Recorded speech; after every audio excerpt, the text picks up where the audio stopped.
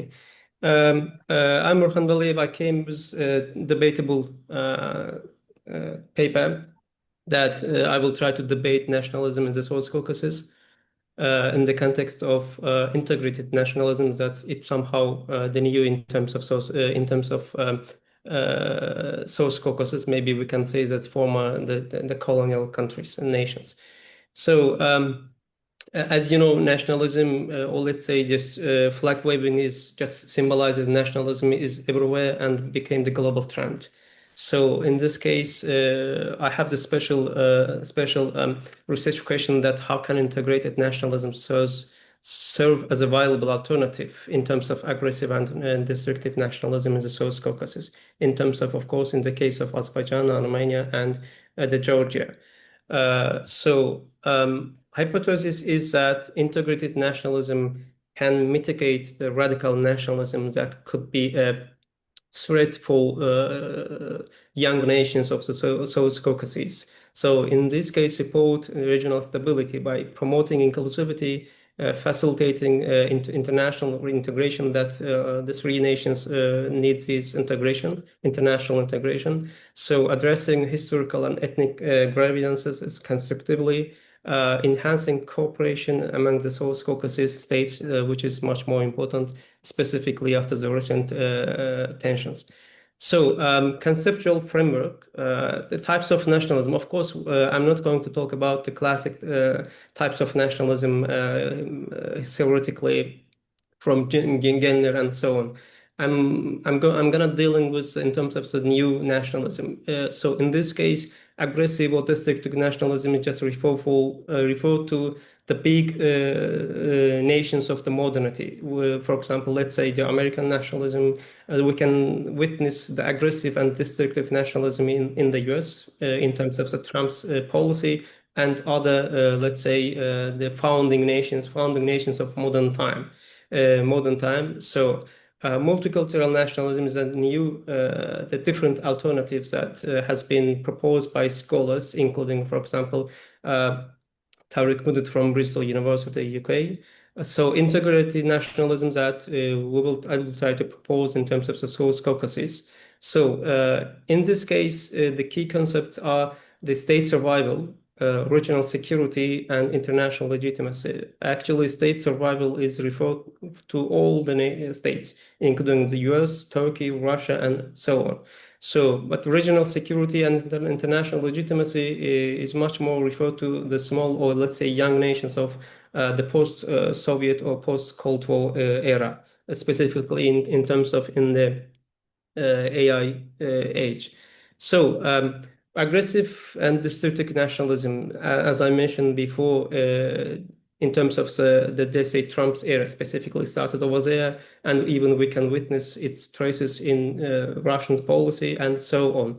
That has been trying to deconstruct of the modern establishment in terms of law, politics, and so on. So we can say that yes, we are being witnessed the post-Westphalian or Westphalian era. So the law or juridical system doesn't work. So that's why nationalism came back to the stage again, and all the states and the nations tried to integrate their national policy in terms of the nationalism. So in terms of the South Caucasus, a different landscape. As you know, South Caucasus is geographically a small place landscape, but has different, how to say, the issues that could have the regional or global effects. Armenia, Azerbaijan, Armenia, and Georgia are the main nations of this region, the former colonist nations, or maybe we can say periphery. I wrote my PhD thesis through Miroslav Roche's theory, small nation theory, we can say model, while defining the nation-building process in Azerbaijan in 19th century. So that's why these nations are former colonies or peripheries of the colonies anyway. But still needing consolidating national identity in this uncertain time, and subject to internal and external pressures, because the new nationalism requires all the states to reimagine their reshape their, how to say, the policy to survive their states. These threats is referred to all the nations, all the states.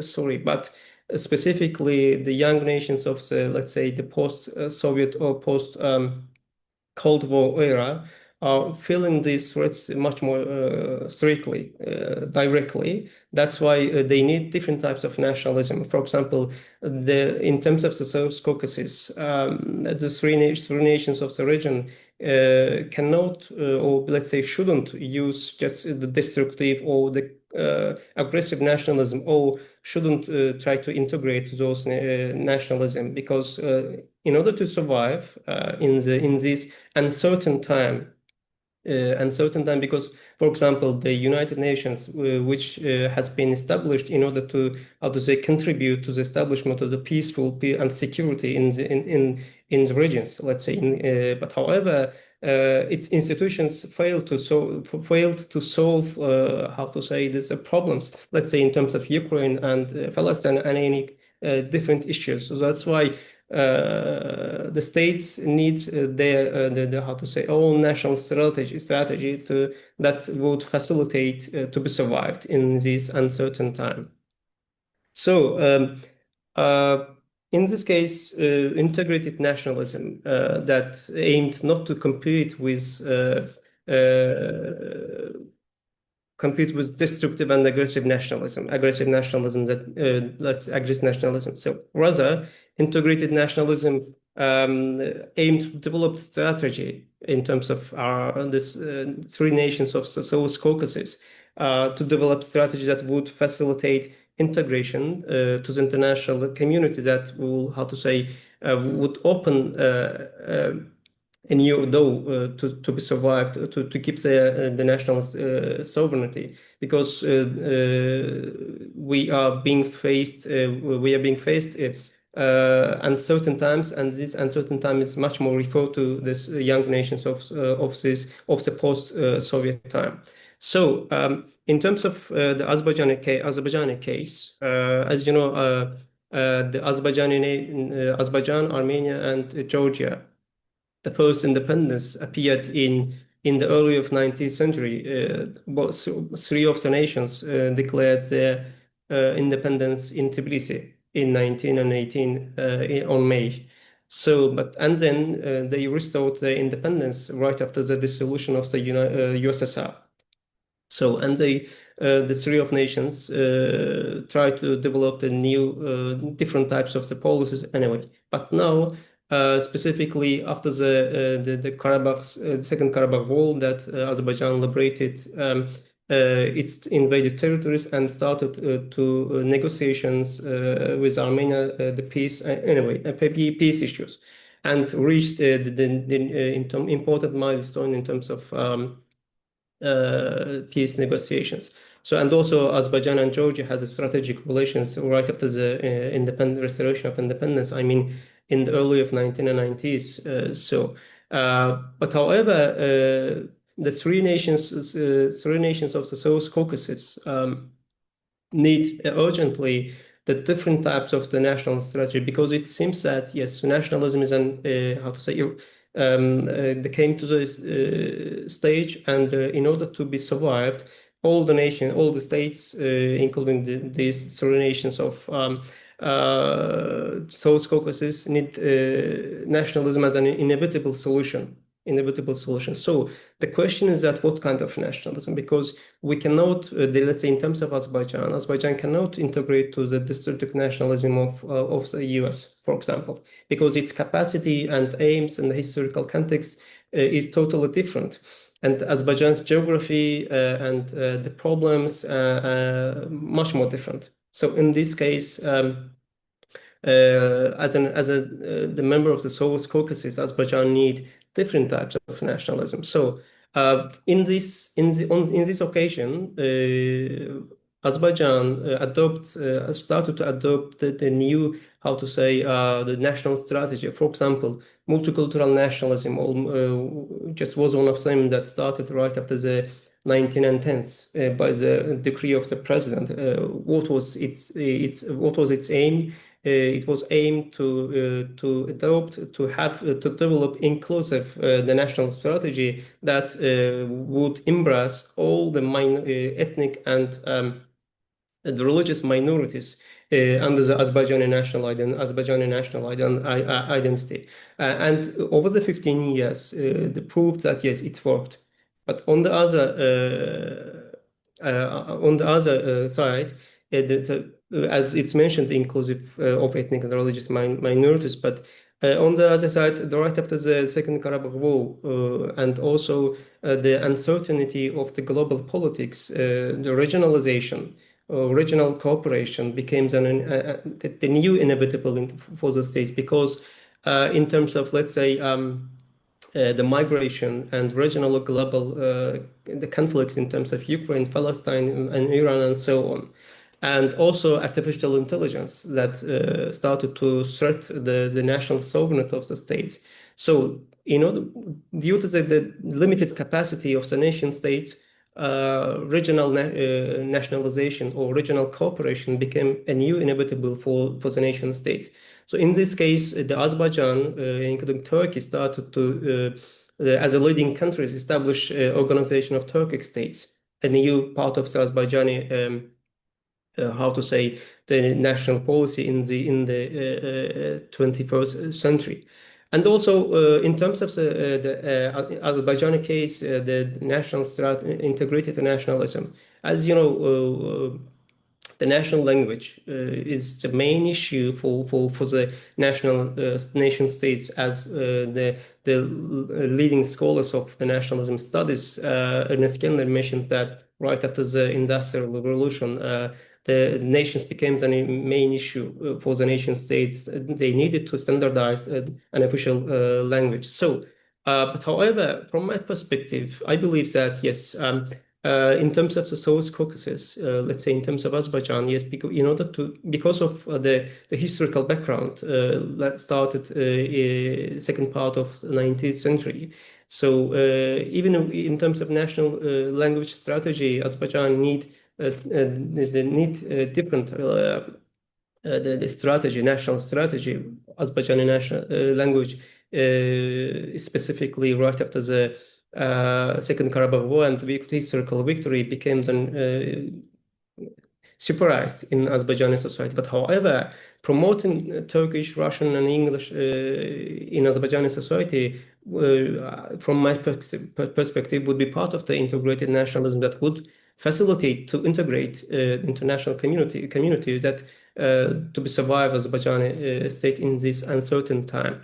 So in terms of Armenian case, I argue that yes, three of these nations need integrated nationalism in order to survive, because survive won't possible with only one case, or Azerbaijan or Georgia, should be based on the three nations of these how to say nations, because region is just belong to the three nations of this region. So the main issue, the main obstacle in terms of the Armenian case, in terms of the integrated nationalism, the constitutional reform, because as you know, constitution is the main part of the national social contract of the nations.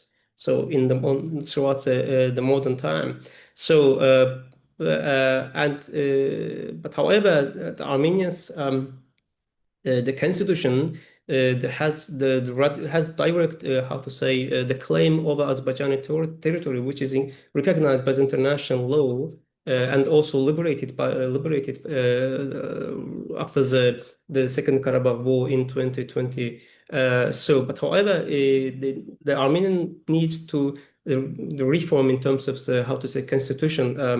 A constitution to reduce territorial irredentism, because okay, nationalism is inevitable solution to be survived in this uncertain time of global politics. But however, it doesn't, and it shouldn't mean that yes, the young nations of the region should prioritize relentless nationalism, for example, to have some direct or indirect claim over each others. I think it shouldn't be tolerated, and it should be the new threat to regional, how to say, integration, regional security, and peace in the region. So the main issue is that the potential, how to say, the for integrated nationalism they need to diffuse regional tension, for example. So and also, of course, the peace negotiation with Armenia and Azerbaijan. So in this case, the role of sorry.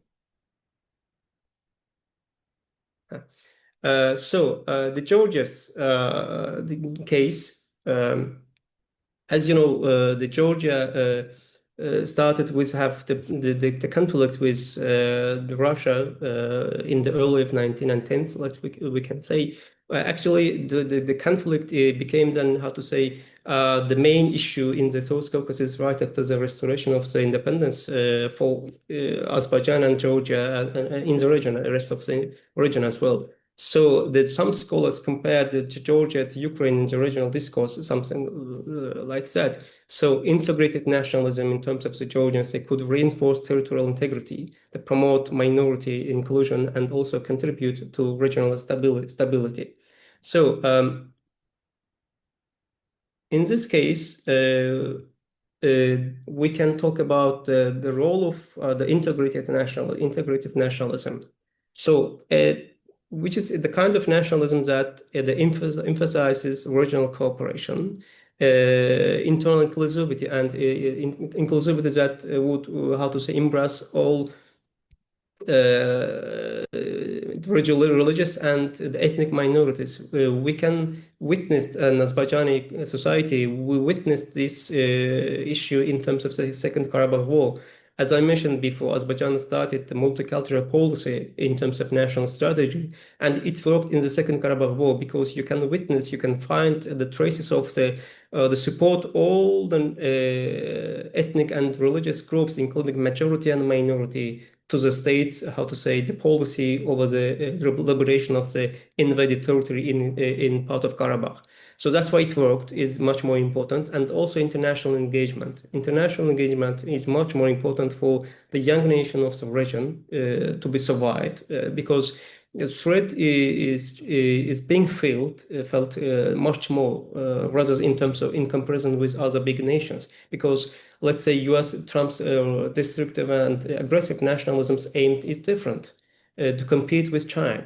But the young nations of the South Caucasus national strategy would be different, should be different in order to be survived, to keep their independence and national sovereignty alive. So the second part is just avoiding extremes of both radical nationalism and identity race is much more important as well.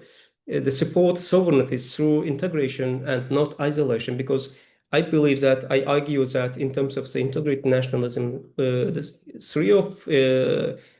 three nations of the region need to how to say, recognize their national sovereignty, because to be survive starts at this point. Armenia, Azerbaijan, and Georgia need to recognize each other as a sovereign, how to say, entity. Azerbaijan and Georgia, it doesn't matter whether the threats, the uncertain issues, developed the rational and pragmatic strategy between Azerbaijan, between Tbilisi and Baku. How to say, the process needed involvement of Armenia to this process to recognize each other's territorial integrity as a sovereign, how to say, entity. Otherwise, it would be the problem. So, I will try to complete in order to, how to say, to take time for Q&A questions part. So the policy implications in terms of this integrated nationalism for governments, for international actors, and for academia. To promote inclusive the language, minority, and foreign policy strategies. is much more important. So international actors, the support integrative nationalism through diplomatic and economic engagement. So in this case, it's much more important how to say the language that which is being used by the governments in Georgia, Armenia, and Azerbaijan as well at the same time. Because, as I mentioned at the beginning, nationalism is already became an inevitable solution for the state. In that case, for example, the nations are being how to say assimilated in order to survive their states. So that's why, for example, we cannot, and maybe we shouldn't talk about how to say the liberal democracy or something like that, because even we cannot find its traces, let's say, even Anglo-Saxon countries, because the situation of the global politics is different and the requirement has changed. So we are on the way, let's say, establishment process. So on this establishment process, the three nations of the region, South Caucasus, need integrated nationalism in order to survive, keep their how to say independence and national sovereignty. So for academia, expand research on nationalism, but however, the academic research, from my perspective, from my paper, shouldn't how to say promote irredentless nationalism. For example, Azerbaijan started had a war with Second Karabakh War, right? Liberated its invaded territories. But however, Azerbaijan just focused on liberation, not intervention. So Azerbaijani national strategy in terms of Second Karabakh War was not based on irredentless nationalism. Was based on just how to say liberation, liberated that how to say the territory which is recognized as international law as part of Azerbaijani Republic. That's so Azerbaijan. That's why launched a war against liberation, not irredentism or intervention to any this, nation's territory. So that's why I think this is much more important, that it should be how to say supported. It need to be supported by the academic research. For example, if the academicians start to how to say they promote irredentless nationalism in terms of Azerbaijan, Georgia, and Armenia, it would how to say destroy the possible how to say peace and security in the region. So national sovereignty, because the time is uncertain, the global uncertain. So we need integration to the global community. So in this case, at the first glance, we have to recognize each other's territorial integrity and also develop inclusive national strategy in terms of our how to say internal the minorities in terms of ethnic and religious. So. The conclusion, I will try to the complete, not to take much time. So nationalism is just inevitable, of course, but at the beginning of let's say in 20th century, it should be needed to how to differentiate it. For example, these young nations of the South Caucasus shouldn't how to say they compete with Turkey, with Russia, with the US, or any with China, because our how to say priorities are different. So in this case, we need to develop different types of nationalism, which should be based on our historical background and priorities. So the South Caucasus, that's why needed, from my perspective, of course, from my research, integrated nationalism. So this strategy can secure independence and force peace without aggressive nationalism, or let's say. So now, if you don't mind, I want to stop here. Maybe we will continue with questions. Thank you for your attention.